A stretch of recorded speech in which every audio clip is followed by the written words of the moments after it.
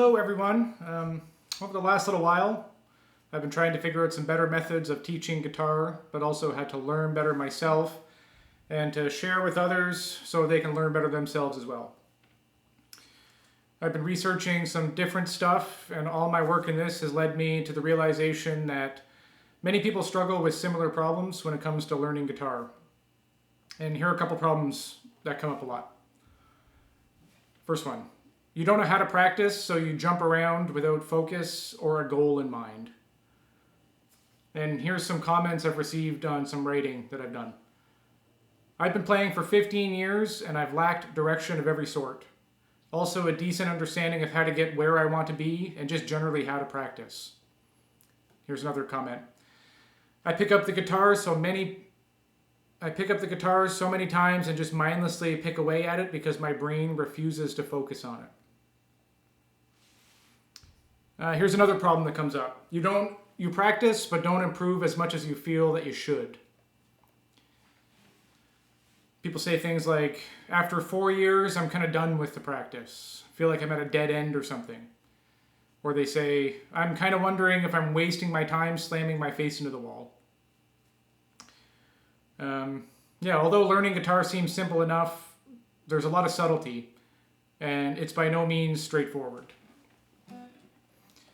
In my last video, I talked about massed practice, or sitting down and drilling one thing over and over in one sitting, and how it's not a productive way of learning.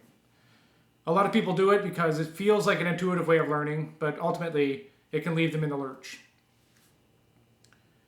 Even though they put in the work, I can imagine people starting to feel like they're at a dead end, slamming their face into the wall, or just not making progress. So in this video, I'm going to talk about moving away from that and getting into some strategies you can use to make sure you give yourself and your brain a chance to learn more effectively. And just for review, here's a good quote from Make It Stick. That's the book I referenced in my last video about mass practice. Mass practice gives us the warm sensation of mastery because we're looping information through short-term memory without having to reconstruct the learning from long-term memory.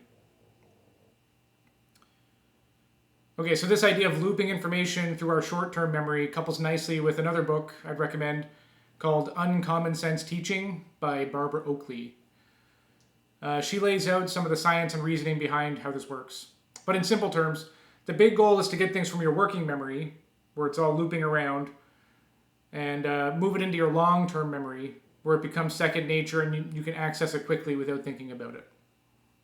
And she agrees with the author of Make It Stick that filling up your working memory with mass practice doesn't necessarily mean you've learned something.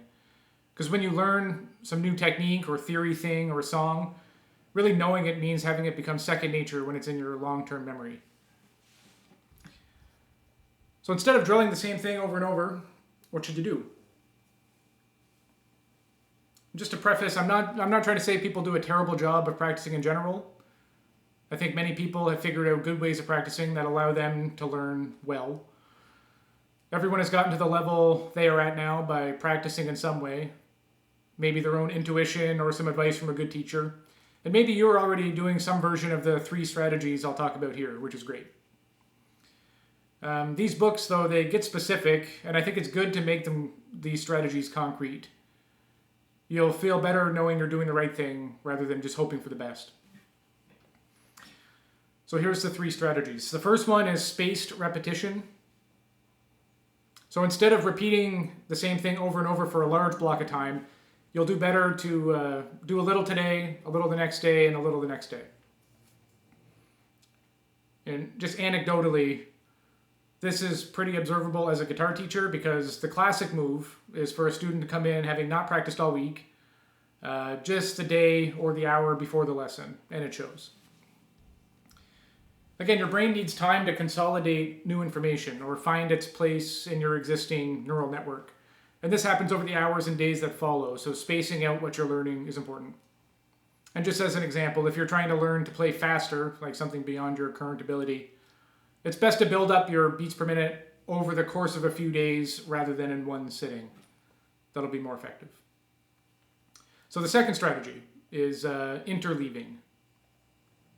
Interleaving. This means working on more than one thing at once. more than one thing at a time. So as an example, let's say you want to be able to play an E major scale, an E minor scale, and the E harmonic minor, all hovering around the 7th fret area. You're trying to improve your improvising and you want to play around over backing tracks or something like that. So instead of working on an E major scale alone,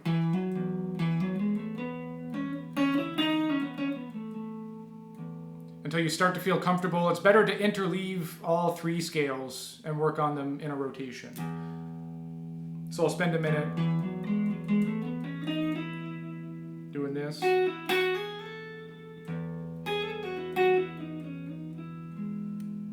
And then maybe I'll switch.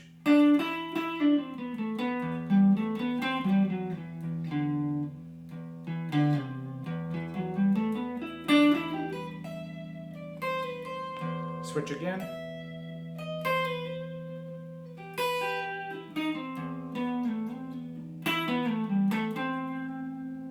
And then again.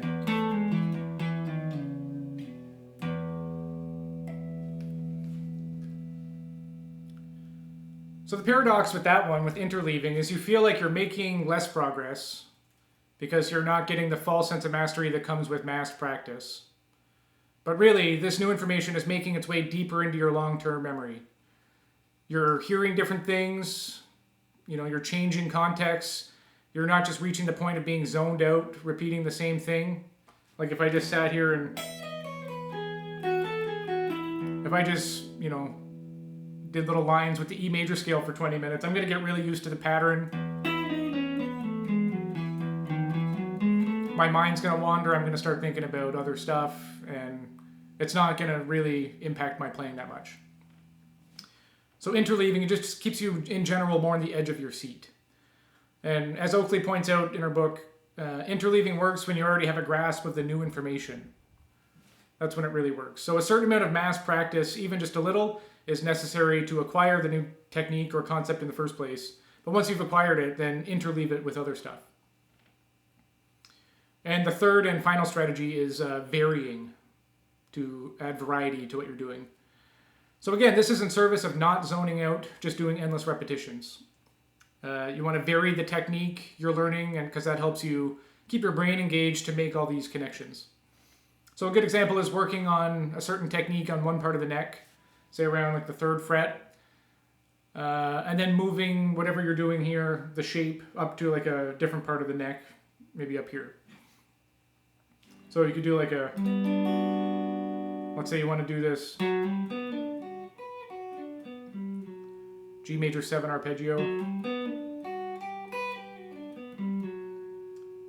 And the frets here are spaced that far apart just by the nature of the guitar. So to add a little bit of variety or to vary what I'm doing, I can move it up to the 10th fret.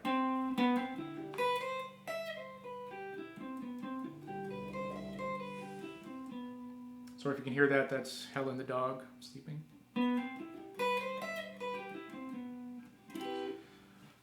So yeah, move from one position to the other is just a good example of varying. It's just like the width of the frets are just enough that my fingers need to adjust ever so slightly.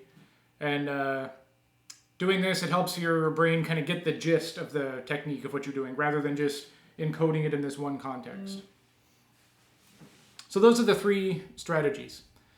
And my mantra lately has been, if I'm going to bother trying to improve, I might as well do it right. For me, the big difference between practicing with these strategies versus a more traditional approach is in how much more I'm on the hook. I've tried a bunch of different stuff, and because I'm naturally pretty lazy, I kind of automatically defer to something that's easier or already somewhat within my ability and call it practice. So I think one of the reasons these strategies work better is because they keep you on your toes and keep your mind engaged instead of able to wander around without focus. And it's a bit of a shift because you can think, I don't have to spend hours and hours trying to improve by doing inefficient practice. I can just streamline the whole thing and do more intense but shorter sessions. And personally, I like this because I'm not what you would call a professional guitarist, like with gigs, and I'm not playing with multiple groups or in multiple styles or any of that. I don't need to shed all day and be able to play all this crazy shit in all 12 keys. Essentially, I'm just a guy. I just like to play the music I like, and I really don't like practicing that much. But I do enjoy the guitar. So at this point, I have other things going on and don't feel like dedicating my entire life to improving at guitar. But at the same time, like I said, I do enjoy the guitar, and I do want to improve at it over time. I want to keep it fresh and interesting, and there's really no rush. So that's why I like knowing about and using these strategies, because I can produce the most benefit in the quickest, most streamlined way. And lastly, so what does our practice schedule look like following these principles? And I can just show you an example of how these strategies come into play by showing you what I'm going to work on today, like after this video. I saw this Rick Beato video about modal interchange, and I thought it would make an interesting project. I'd like to have a more innate understanding of how each mode sounds and be able to recognize them better. So I took the information from that video, the tips and whatever, and created a project for myself to do this month.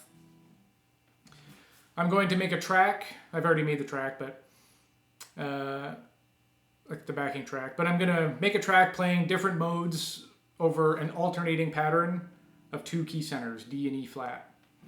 So I'm doing 16 bars of D Dorian, 16 bars of E flat Phrygian, 16 bars of D Lydian, 16 bars of E flat Mixolydian, and 16 bars of D Locrian.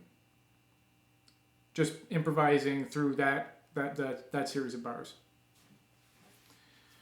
Since the spirit of this project is to more innately understand the sound and the vibe of how these modes kind of sound, I'm spending some time improvising in each one and trying to highlight the key tones, which is what Rick Beato recommends doing. So today, after this video, I'm going to look at the Dorian and Phrygian modes and come up with some improv ideas for them in a couple different areas on the neck. So again, D Dorian and E flat Phrygian is what I'm doing today. Then similar to this, I'll record myself doing just this for 2 reasons. I like to have something concrete to work toward that I'm satisfied with. In this case, a video of just the progress that I'm making on these 2 modes. Instead of just aimlessly shedding these 2 things with nothing really to show for it at the end of it. And I also like to keep track of where I am in a project, and it's kind of like a way to keep notes of what I've already done, just something to reference for later. So anyway, I found working on projects, like I just described, will allow these strategies of learning, the space repetition, interleaving, and the variance, to emerge kind of naturally. Because first, I'm always spacing out the concepts of these modes and giving them a chance to sink in, because I'm slowly working on this project over the course of a month. Like I'm revisiting these ideas frequently instead of just firing through this project in one afternoon. I could do this all in one afternoon, but I'm not gonna reach the spirit of the project, which is that I can hear and kind of more innately understand the modes versus just being able to do it today and then all that information kind of dissipates away. I want this to sink in and become part of my musical DNA. So I'm always spacing it out. Second, I'm always interleaving a few different things. Because today I'm going to switch back and forth between D Dorian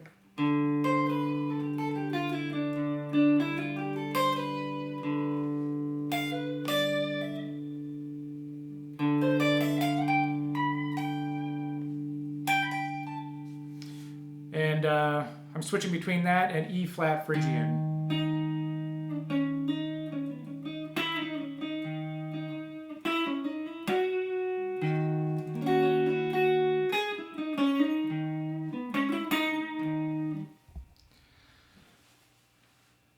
So that's today, and tomorrow I might switch between D Lydian and E flat Mixolydian or something like that. But I'm making it a point to do this because I don't want to become complacent and let my mind wander if I get used to just playing D Dorian and just do that for 20 minutes.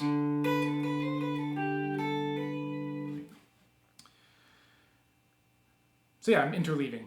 And finally, I'm varying the concepts of these modes by playing them in different areas of the neck. Again, this is a conscious choice, because this way I'm relying less on the scale patterns and shapes, although I'm still relying on that to a degree. And I'm trying to give my brain a chance to like get the gist of the scales and sounds by moving them into different areas of the neck. Like I want my ear to know. I want my ear to, like if I'm thinking about Dorian, I want it to know that's the note. So whenever I hear that note, it's the signal of like, oh, we're in Dorian land. Rather than, oh, when my third finger plays the 12th fret of the B string, I know I'm in Dorian land. So I'm adding variance that way as well. And this would be a pretty typical practice session that includes these strategies. It's not a ton of time. I'm going to do this for maybe like 15 minutes because, I don't do this for hours and hours a day. I like to do this for shorter periods of time that are just more mentally intense. And so that's it. Again, this type of practice moves away from rote practice of the same things over and over and tries to keep you on your toes. And I think just to end, a good analogy is when you're in school and you have to answer a question like, in your own words, explain this or that. Doing this, you're more actively working with the information, you're making deeper connections, and more effectively make what you're learning second nature, which is always the goal for us guitarists. You're taking the information and you're spinning it out in your own words, so to speak. If you're interested in hearing more about the project-based approach to practice that I just talked about, subscribe to this channel or my newsletter below. So yeah, thanks for taking the time, and that's it for now.